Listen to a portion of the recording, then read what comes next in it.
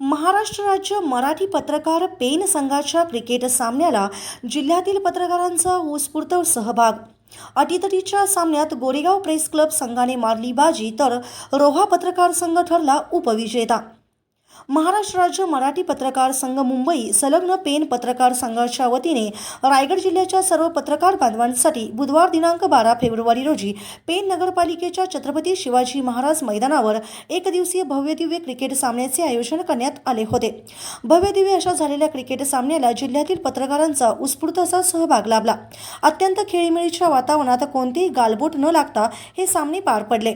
महाराष्ट्र राज्य पत्रकार संघ रोहा व गोरेगाव प्रेस क्लब यांच्यात रंगतदार झालेल्या अंतिम सामन्यात एक बॉल 6 रनची गरज असतानाच गोरेगाव संघाच्या खेळाडूने षटकार लगावल्याने महाराष्ट्र राज्य पत्रकार संघाच्या क्रिकेट सामन्यातील प्रथम क्रमांकावर आपले नाव कोरले।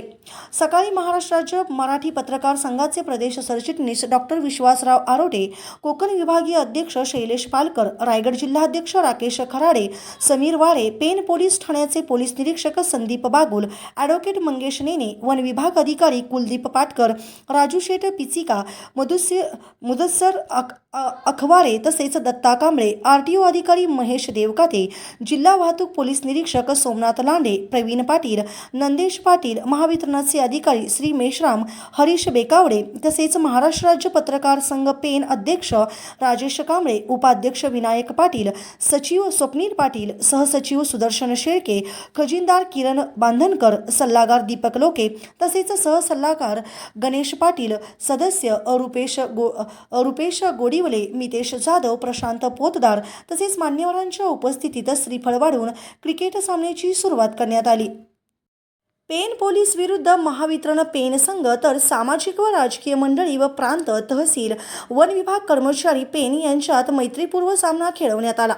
पनवेल, खारघर, अलिबाग, नागोठणे, गोरेगाव, खालापूर, रोहा, पेन आदी जिल्ह्यातील पत्रकार तसेच JSWचे अधिकारी आत्माराम बेटकेकर, रायगड जिल्हा परिषद माजी बांधकाम सभापती संजय जांभळे, बापना ज्वेलर्सचे विशाल बापना, गॅलेक्सी हॉस्पिटलचे डॉक्टर रत्नदीप गवळी तसेच डायरेक्टर रोहन पंधारे, ज्येष्ठ पत्रकार विजय मोकल, पेन प्रेस क्लबचे अध्यक्ष देवा पेरवी तसेच राजकीय सामाजिक क्रिकेटप्रेमी यांनी सकाळपासूनच मैदानावर उपस्थित राहून खेळाचा मनमुराद आनंद लुटला।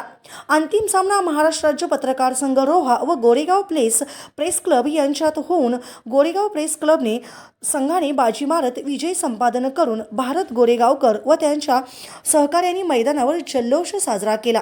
द्वितीय क्रमांक रोहा संघ, तृतीय क्रमांक अलिबाग तर चतुर्थ क्रमांक 3 संघाने पटकावला। या सामन्यातील मॅन ऑफ द सिरीजचा मानकरी रोहा संघातील आशिष मोरे ठरला। त्याला होम थिएटर देऊन मान्यवरांच्या हस्ते सन्मानित करण्यात आले। उत्कृष्ट फलंदाज पेन संघाचा मंथन पाटील, उत्कृष्ट गोलंदाज गोरेगाव संघाचा आदिनाथ आणि उत्कृष्ट क्षेत्ररक्षक गोरेगाव संघाचा प्रणित यांना ट्रॉफी देऊन गौरवण्यात आले। रायगड जिल्हा परिषद माजी बांधकाम सभापती संजय जांभळे व बापना ज्वेलर्सचे विशाल बापना यांच्या हस्ते विजयी संघास बक्षीस व पारितोषिक देण्यात आले। यावेळी क्रिकेट प्रमाणेच कबड्डी स्पर्धेचे आयोजनही पत्रकारांनी करावे यासाठी आम्ही नेहमीच सहकार्य करण्यासाठी पत्रकार यांच्या सोबत असल्याचे माजी सभापती संजय जांभळे यांनी बोलताना सांगितले। तर कोकण विभागीय अध्यक्ष शैलेश पालकर यांनी पेन पत्रकारांनी उत्तम असे क्रिकेट सामन्याचे आयोजन केल्याने कौतुक केले। तसेच सर्वांनी एकत्रित येऊन पुढेही समाजहिताचे कार्य करायचे असल्याचे सांगितले। तर विशाल बापना व जिल्हा अध्यक्ष राकेश खराडे यांनी आपले विचार मांडले। सामन्यासाठी महाराष्ट्र राज्य मराठी पत्रकार पेन संघाचे अध्यक्ष, उपाध्यक्ष, पदाधिकारी यांनी मेहनत घेतली। तर क्रिकेट सामन्याला जिल्ह्यातील पत्रकारांचा उत्स्फूर्त सहभाग लाभला होता। पेणमधल्या छत्रपती शिवाजी महाराज स्टेडियमवर या मॅचेस झाल्या। शेवटच्या चेंडूपर्यंत पत्रकारांनी या मॅचमध्ये जान कायम ठेवली, त्याबद्दल सर्वच पत्रकारांचे मी आभार मानतो, अभिनंदन करतो। आज जे जिंकले ते गोरेगाव माझी कर्मभूमी आणि वहा माझा विशेष प्रेम, त्यामुळे उपविजेता आणि विजेता असा काही प्रकार नाहीये, दोघंही जिंकलेले आहेत।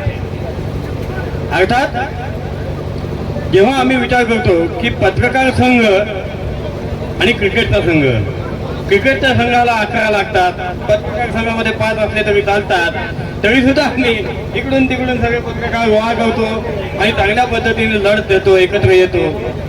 आज मी पाहतोय तिथे आमचे पेंटचे अध्यक्ष आहेत कांबळे साहेब, त्याच्यानंतर काउन्सिलर म्हणता येईल किंवा ज्यांचं मार्गदर्शन मिळतं आपल्याला ते संजयजी जांभळे साहेब आहेत, आमचे मित्र आहेत तिथे पेकावडे.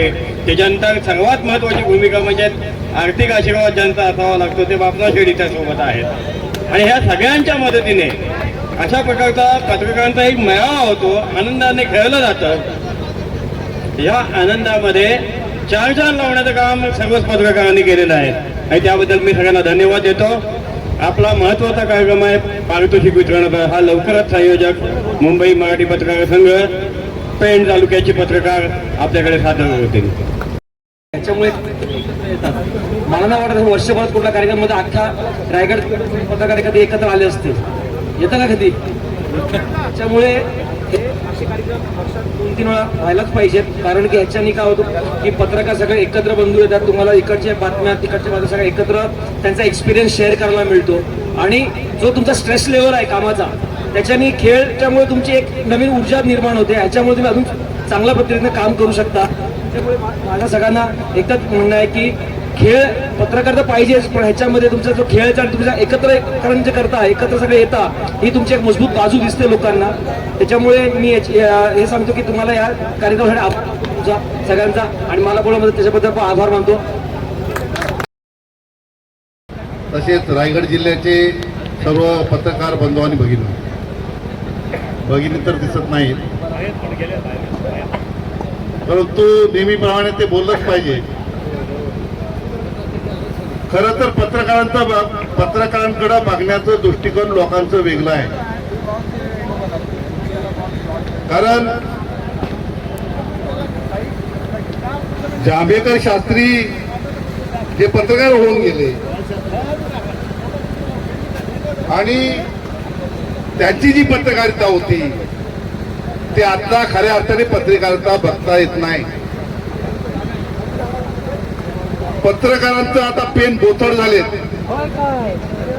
आणि म्हणून मी नेहमी पत्रकारांना पाठिंबा देत असतो की तुमचा पेन बोथड होता कामा नव्हे, तुमचा पेन अगदी शाळेने चांगल्या प्रकारे लिहायला शिकायला पाहिजे. काय होते की जेव्हा जेव्हा प्रत्येक वेळेस निवडणूक लागते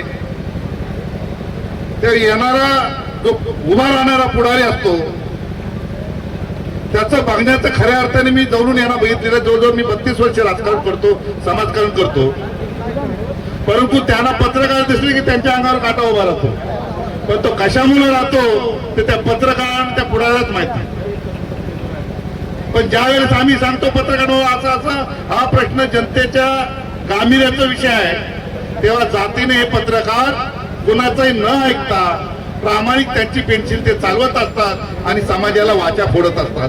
म्हणून या पत्रकारांना जेव्हा जेव्हा मी सांगतो की जेव्हा जेव्हा तुमच्या अडचण असेल तेव्हा तेव्हा मला बोलवा, मी तुमच्यासाठी हजर राहणार आहे. आमचे काही पत्रकार अलिबागचे माझे मित्र आहेत, प्रफुल्ला मी बघितला, त्याच्यानंतर भारत गोरेगावकर आहे, मी खऱ्या अर्थाने मानणार आहेत. ते आपण एकदा फोन केलं, भारत असा विषय आहे की भारत गोरेगावला असो मुंबईला असो तो कुठल्याही परिस्थितीमध्ये ते हजर राहणार आणि जनतेच्या प्रश्नांना तो वाचत येणार. आणि म्हणूनच त्याच्यामुळं या पत्रांच्या बरोबर राहायला काय हरकत नाही आहे. मी प्रत्येक प्रतिनिधीला, पुढाऱ्यांना आणि समाजाला सांगतो की पत्रकार हा चौथा स्तंभ आहे, त्यांना तुम्ही सोडू नका, त्यांना प्रेमाने जवळ करा, नक्कीच तुमच्या प्रत्येक प्रश्नाची वाचा ते स्फोडतील. एवढंच मी या जनतेला आणि या पत्राने सांगतो आणि माझे 2 शब्द थांबवतो. जय हिंद, जय महाराष्ट्र.